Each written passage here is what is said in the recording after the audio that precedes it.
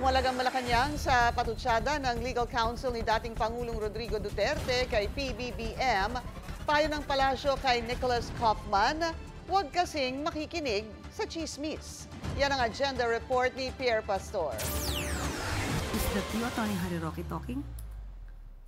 We thought it was Atty. Harry Roque making such comment. Ito ang reaksyon ni Palace Press Officer Claire Castro sa patutsada ni Nicholas Kaufman kay Pangulong Bongbong Marcos. Sinabi kasi ng lead counsel ni FPRRD sa ICC na si Kaufman na ang tunay na prosecutor sa kaso ay nasa palasyo sa Manila na siyang nagpatapon sa dating Pangulo sa The Hague. Pero hindi na raw ikinagulat ni Jose Castro ang pahayag ni Kaufman dahil napaliligiran anya siya ng mga fake news peddler. He should be concentrating on his job as a counsel, not in engaging in rumor mongering.